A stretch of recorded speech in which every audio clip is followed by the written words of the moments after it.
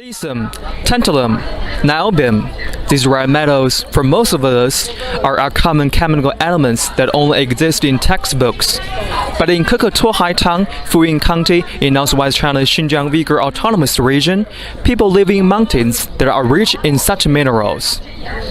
With the depletion of mineral resources and green development rules, mining is no longer a pillar industry in Keketuohai. The region refused to become an abandoned place and has risen to become a globally renowned tourism destination. So, what's there to see in Keketuohai, and how has this impressive transformation taken place? Today, I will take you on a tour in Keketuohai, this legendary place, by using some pre-recorded videos. Keketuohai used to be a mysterious region with confidentiality concerns in the last century. It contributed a lot to the supply of rare metals for the country to develop its military defense and aerospace capabilities. One of the key places in the heart of its glorious times is an underground hydropower station, which has been used for over half of a century.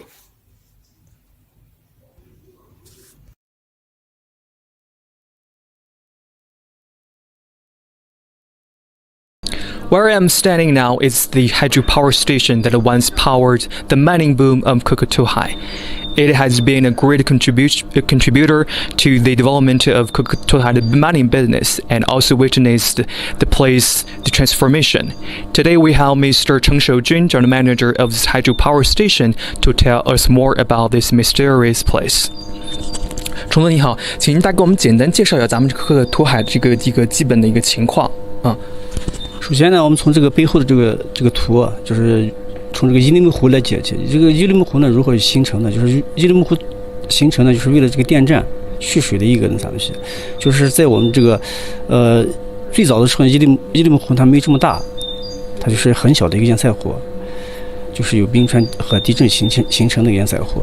然后后期呢，就因为企业的不断的在壮大，它就为了就是把这个更好的利用这个水的资源，就是在这个两个山之间呢建了一个坝体，形成了一个伊利木湖。So this is the right square is the place where we are standing, and this is the river. This lake is called the Irim River. It used to be a small one, but in order to make full use of the water resources and turn them into power, they built a dam here. That's where this dam stands.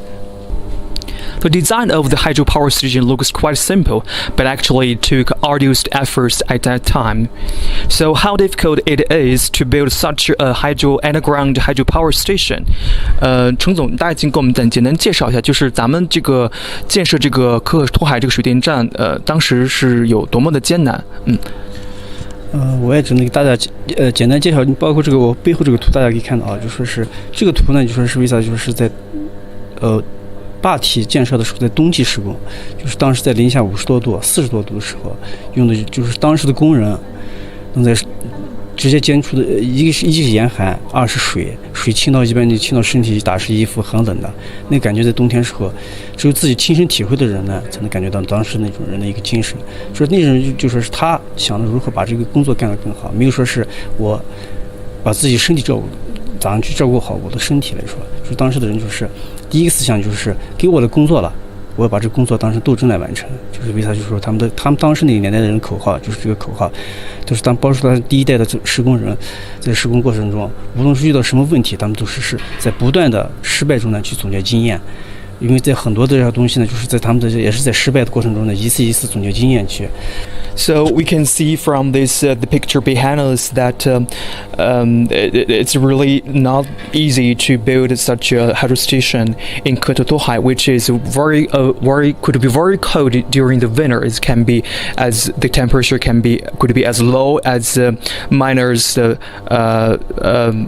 50 Celsius degree, or even colder. And even today is also very cold during the winter, and these workers have to endure this extreme coldness and also the lack of proper technology and equipment. It took about 20 years to finish the building of this hydropower station.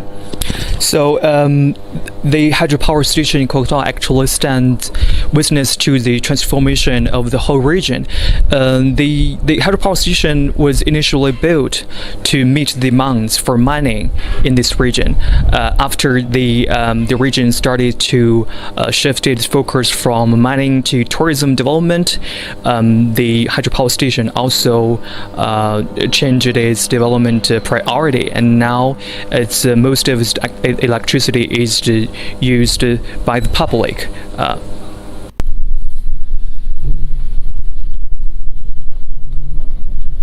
陈总，我们从这儿下去要多长时间？从这儿呢下到底呢是需要2分10秒，就是一和负一之间相隔了130米。这个电梯以1秒钟1米的速度在下。So it takes about 2 minutes and 10 seconds, or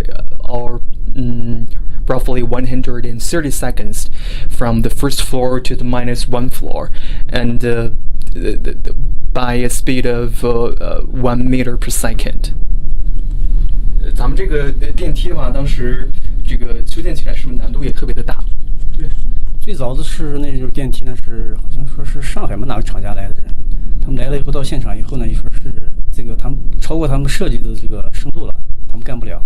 这电梯呢，就是当时有现场的工作人员在自己在不断的摸索的过程中呢建成的。The elevator was actually equipped by the local workers, because the design team from Shanghai found it too hard to equip this elevator. Let's hope that it will not stop in halfway. 那咱们这个电梯如果发生那故障的话，我们这边一般是怎么处理？正常的是一般情况下，这个电梯啊，它不会出现故障。为啥是电梯？但是谁也不敢保证它没有故障。但是我们一般的说是，现在像我们呢都是有，像我取了一个就是电梯一个管理证，就是特种设备安全管理，它就包括电梯和特种设备这些东西都在内。一般我们要和电梯维保的人要跟他们学习一个就是现场应急，就是当我真出现故障的时候，首先第一个如何尽快的把人从电梯里营救出来，就是我们要做一个现场的，就是基本的一个就是应急措施有这么多。The local workers have already managed certain repair skills to deal with possible emergencies with this elevator. Now we are here, 130 meters underground. We can see there are several logos on the floor. Actually, they well represent the history of this hydropower station.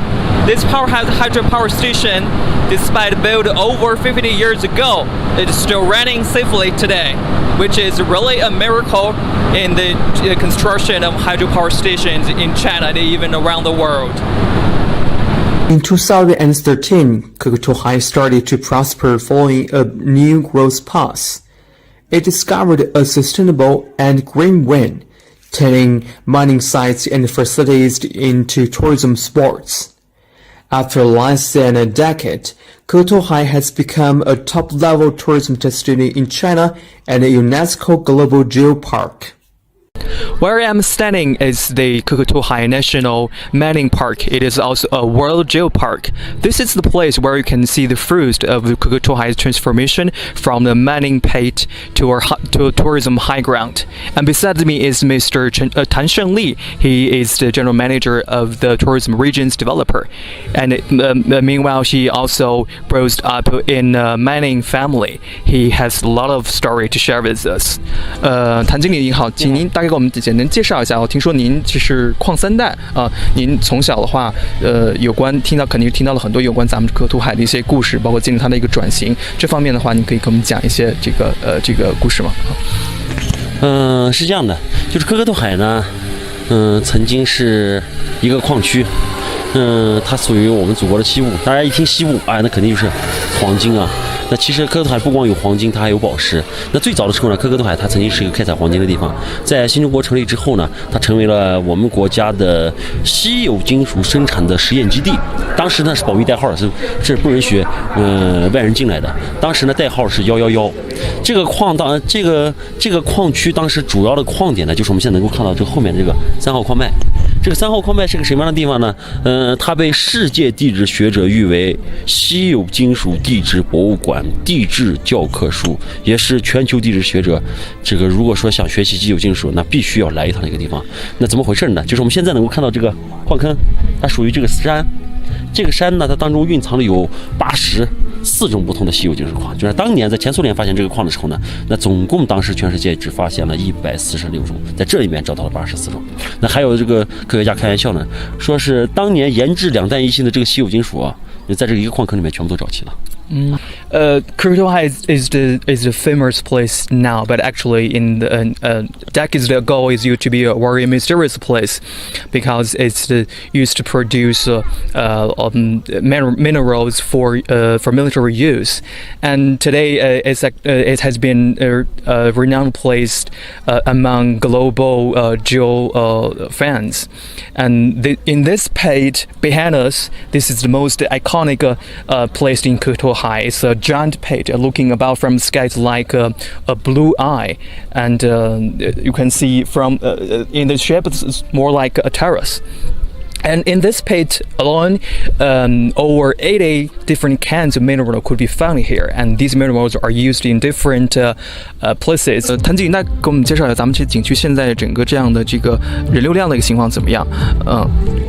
我们现在景区呢，大概同比2019年呢翻了3倍多。那一个呢，就是今年的春节晚会上，咱们唱响的这个科克托海牧羊人，好多人呢都来找牧羊人。但是，还有一个呢，就是更多的，就是今年刚好是祖国建党的100周年，很多人呢想在一个有纪念意义的红色景区来打卡。大概呢就是我们从4月份开始，就以前本来都是我们的淡季嘛，就是开始都已经接近1000人了。5月份就是到6月份，每天都超过1000人，就是现在我们到7月份呢，就平均都是在3000人以上。Thanks to the popularity of our song that talks about the story happening in Keketuohai, as well as China celebrates the 100th anniversary of the founding of the Communist Party of China. This place has been a popular tourism destination, and now in July, each day they would receive over 3,000 visits, and during the past 6 months in this year, the total number of visits more than tripled compared with that during the same period in 2019.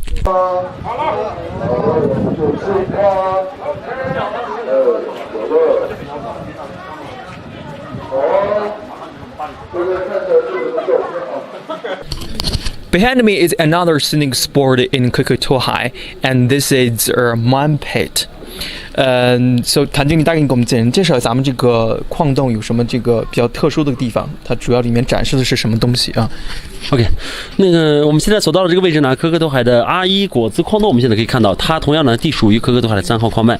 3号矿脉呢被叫做世界稀有金属地质博物馆、世界地质教科书，它同时蕴藏了80多种不同的稀有金属矿物在这里。等会儿呢，我们进到这个阿依果子矿洞里面，就能看到这些不同的稀有金属矿物，然后它们呢是如何的成型，当年开采的环境呢也在这里面，大家都能体验到。 This mine pit is actually one part of the number 3 mine 1, just like what we saw in the giant pit there. And under this pit, you can find the mining environment at that time, and also there are different kinds of ore are on display, where the guides will introduce the details and the story behind the mining behind them. The growing popularity of Keketuohai has not only brought tourists to the geopark, but also to many villages, where many locals, most of them being Kazakhs in terms of an ethnic group, are leading a more affluent life by saving tourists rather than by farming and herding. This place is one of the villages benefiting from Keketuohai's industrial transformation from mining to tourism. So how this small village has kept pace with Keketuohai's transformation? Besides me is Nazguli, Director of Tourist Services in Tatala village in Keketuohai town. And he will tell us more the changes of this village in the past few years. 纳兹古里好，请你大概给我们简单介绍一下咱们这个特达村的一些基本的一个情况啊。你好，咱们塔拉特村是科克多海源头的俄河第一村，是俄河源头的第一个村，就一个村。然后咱们村是从2018年开始以来，就是开这个旅游，他们全数基本上有40多户现在正在营业。This village is located at the first initial part of Irish River in China, and it is one of the most famous villages in now Xinjiang because it was nominated as a national jewel village this year, and since 2018, this village started to shift its growth from farming and husbandry to tourism, and now over 40 households are doing tourism-related services, such as opening home hotels. 那自古里，现在我们整个这个旅游的这个情况怎么样啊？现在特别好，比去年因为疫情时间这个旅游不太好，但是今年特别好，每天都有接待游客量，每家最少也就40个人，总共40多户，400-500多个人旅游，每天都有。So last year, due to the impact of the COVID-19 epidemic, the tourism is a little dampened. But this year, as China and Xinjiang has generally kept this epidemic in control, tourism in this place has rebounded to a new height. Every day, about 400 people would flock to this village. They would dine here, live here, and enjoy the kind of a nomadic life here. Through daily trips, we can see how Keketuohai in Xinjiang has managed to get a new breath of life by shifting to a green development path led by tourism. If you have a chance to visit China and visit Xinjiang, you must visit this place. Here you can not only find some breathtaking views of these mining sites, also if you are lucky enough, you might pick up some precious stones. And most importantly, you can pick up some interesting stories.